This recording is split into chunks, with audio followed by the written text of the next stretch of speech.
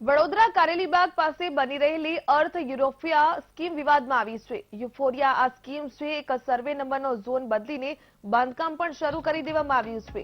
બાજુના 8 સર્વે નંબરમાં ગેરકાયદે બાંધકામ શરૂ કરાયું છે. સરકારે એમએસ યુનિવર્સિટીને જમીનની ફાળવણી કરી છે અને આ જમીન ઉપર વુડા અને એમએસ યુનિવર્સિટીની પરવાનગી વગર જ અર્થ ગ્રુપે બાંધકામ શરૂ કર્યું. બિલ્ડરે જમીનમાં બુકિંગ માટે હોર્ડિંગ્સ પણ લગાવી દીધા. યુનિવર્સિટીની સરકારી જમીન પર અર્થ ગ્રુપે બાંધકામ શરૂ કર્યું છે.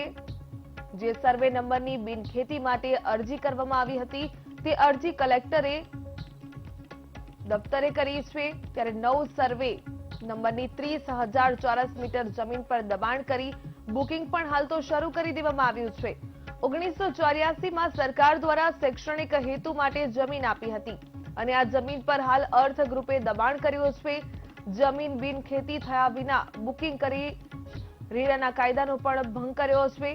અર્થ ગ્રુપ હાલ શૈક્ષણિક હેતુવાળી જમીન પર બુકિંગ લેવાનું શરૂ કર્યું છે. ભાજપા ધારાસભ્યો અને શહેરી વિકાસના અધિકારીઓની રહેમ નજર હેઠળ જમીનનું દબાણ કર્યું હોવાનો આક્ષેપ કરવામાં આવ્યો છે. ધારાસભ્યોના કહેવાથી અધિકારી અર્થ ગ્રુપને છાવી રહ્યા હોવાનો પણ આક્ષેપ કરવામાં આવ્યો છે.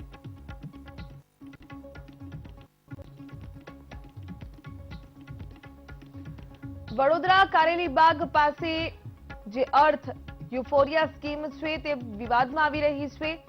સર્વે નંબરનો ઝોન બદલીને બાંધકામ પણ શરૂ કરી દેવામાં આવ્યું છે. જે શૈક્ષણિક હેતુ માટે જમીન ફાળવવામાં આવી હતી તેની પર ગેરકાયદે બાંધકામ પણ શરૂ કરી દેવામાં આવ્યું છે. સરકારે એમએસ યુનિવર્સિટીને જમીનની ફાળવણી કરી છે અને આ જમીન પર વુડા એમએસ યુનિવર્સિટીની પરવાનગી વગર જ અર્થ ગ્રુપ બાંધકામ શરૂ કર્યું. બિલ્ડરે જમીનના બુકિંગમાં ખાસ કરીને હોર્ડિંગ્સ પણ લગાવી દીધા છે. યુનિવર્સિટીની આ સરકારી જમીન પર અર્થ ગ્રુપે બાંધકામ શરૂ કર્યું છે. સર્વે નંબરનો ઝોન કેવી રીતે બદલી શકાય આ બિનખેતી માટે અરજી કરવામાં આવી હતી અને તે અરજી કલેક્ટરે દફતરે કરી છે. 9 સર્વે નંબરની 30,000 ચોરસ મીટર જમીન પર દબાણ કરીને બુકિંગ શરૂ કરી દેવામાં આવ્યું છે. સવાલ કે શૈક્ષણિક હેતુ માટે જમીન આપવામાં આવી ત્યારે ગેરકાયદે બાંધકામ શરૂ કરી દેવામાં આવ્યું છે.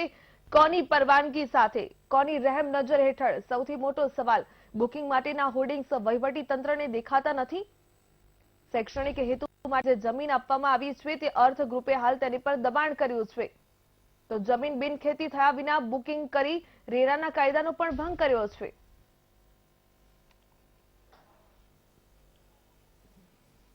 વધુ વિગતો મેળવીએ સંવાદદાતા માનુ ચાવડા પાસેથી.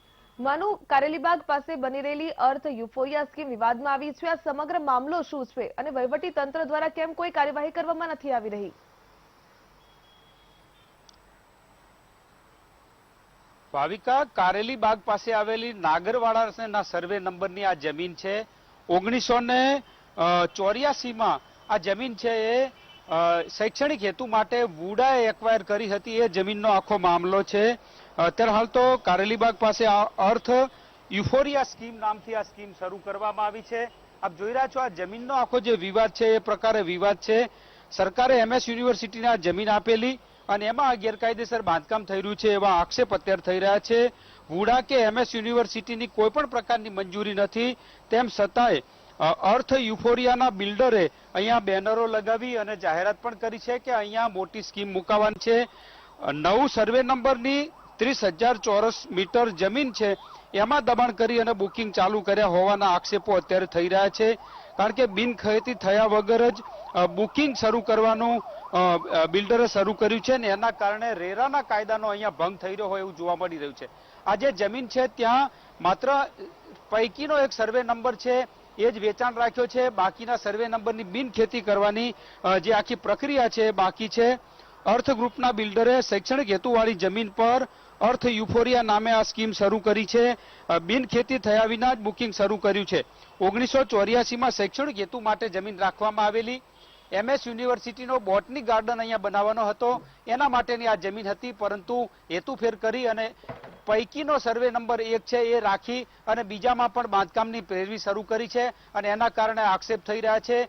ગેરકાયદેસર રીતે અહીંયા બાંધકામ શરૂ કરવાની આ પેરવી છે શરૂ થઈ છે એવા અત્યારે આક્ષેપો થઈ રહ્યા છે. ભાવિકા.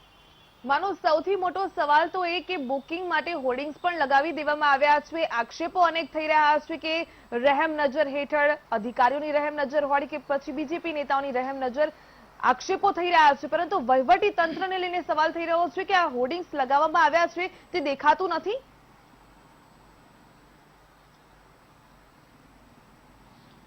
ભાવિકા, સ્વાભાવિક વસ્તુ છે, કારણ કે જ્યારે આ સર્વે નંબર ઉપર જે આજ શરૂઆત થઈને આખો જે વિવાદ બહાર આવ્યો, આરટીઆઈ એક્ટિવિસ્ટોએ ફરિયાદ કરી, મહેસૂલ મંત્રીએ પણ તપાસના આદેશ આપ્યા છે કે આમાં તપાસ કરવામાં આવે. પરંતુ થોડા દિવસ પહેલા જ હું કેમેરામેનને કહું કે ઉપર અર્થ યુફોરિયા નામનું જે સ્કીમનું આ મોટું બેનર છે લગાવવામાં આવ્યું છે. રોડ સાઈડે પણ આ બેનર લગાવી અને જાહેરાત પણ કરવામાં આવી રહી છે. મામલો અહીંયા એ ઉભો થઈ રહ્યો છે કે સર્વે નંબર 100, 102, 103, 106 અને 107, 9 અને 10 અને 11 એમ આ જે જમીનો છે એમાં માત્ર એક જ પૈકીનો સર્વે નંબર છે એની બાંધકામની મંજૂરી લીધી છે, રજા ચિઠ્ઠી લીધી છે. બાકીના પાછળના ભાગની તમામ જગ્યાની હજુ રજા ચિઠ્ઠી મળી નથી. આ રજા ચિઠ્ઠી માટેનો જે મંજૂરી છે એની ફાઇલ પણ કલેક્ટરે દફતરે કરી છે એવી વિગતો મળી રહી છે. ત્યારે 2 દિવસ પહેલા જ અર્થ યુફોરિયાના જે આ સ્કીમ છે આખી એના હોર્ડિંગ લગાવવામાં આવે, એની જાહેરાત કરવામાં આવી, વેચાણ કરવામાં આવશે એવી પણ જાહેરાત કરી દેવામાં આવી છે. એટલે મામલો એ છે કે જેની હજુ તો એને જમીન નથી થઈ, બિનખેતી નથી થઈ, એ જમીન ઉપર અત્યારે જાહેરાત કરી દેવામાં આવી છે કે અર્થ યુફોરિયા બિલ્ડર છે અહીંયા મોટી સ્કીમ મૂકે છે અને એનું વેચાણ પણ કરવામાં આવશે. રેરાના કાયદાનો અમલ નથી થઈ રહ્યો, એનો ભંગ થઈ રહ્યો છે. હજુ પણ અધિકારીઓ ઊંઘમાં લાગી રહ્યું છે, કારણ કે વુડા ઓફિસની સામે જ આ જમીન આવેલી છે. વુડા, આ ઉપરાંત વડોદરા કોર્પોરેશન અને કલેક્ટર કચેરી, આ તમામ કચેરીઓ છે એ અત્યારે આંખ આડા કાન કરતી હોવું એક લાગી રહ્યું છે. કારણ કે આની અંદર બિલ્ડર સહિત મોટા માથાઓ સંડોવાયેલા છે અને એના કારણે કાર્યવાહી નથી થતી એવા પણ આક્ષેપ થઈ રહ્યા છે. આજે તો આનો જે વિરોધ કરનાર છે એમને જાહેર નોટિસ પણ આપી છે અને એમાં પણ સ્પષ્ટ રીતે આ આક્ષેપ કરવામાં આવ્યા છે કે ખોટી રીતે અહીંયા બાંધકામ શરૂ કરવામાં આવ્યું છે. ભાવિકા, બિલકુલ માનો, ધન્યવાદ તમામ જાણકારીની સાથે જોડાવા બદલ. તો સૌથી મોટો સવાલ કે અર્થ ગ્રુપને કોણ છાવરી રહ્યું છે. આ પ્રકારે શૈક્ષણિક હેતુ માટે જે જમીન આપવામાં આવી હતી તેના પર બુકિંગ્સ માટે હોર્ડિંગ લગાવી દેવા વહીવટી તંત્રને નથી દેખાઈ રહ્યું. શા માટે કોઈ કાર્યવાહી કરવામાં નથી આવી રહી? MS યુનિવર્સિટીની જમીન પર દબાણ કરનારાઓ પર કોના 4 હાથ છે, સૌથી મોટો સવાલ. અને વહીવટી તંત્ર આ ખડા કાન કરી રહ્યું છે. રસ્તે જતા લોકોને પણ હોર્ડિંગ્સ નજરે પડતા હોય તો વહીવટી તંત્ર કેમ મૂક પ્રેક્ષક બનીને જોઈ રહ્યું છે? વડોદરા અર્થ ગ્રુપની જે આ સ્કીમ છે તેનો સમગ્ર વિવાદ સામે આવ્યો છે. બિનખેતી જે જમીન છે તે નથી થઈ તો બુકિંગ માટેના હોર્ડિંગ્સ શા માટે લગાવી દેવામાં આવ્યા? આ કેસમાં નેતા, અધિકારીઓ અને અર્થ ગ્રુપને કોણ છાવરી રહ્યું છે?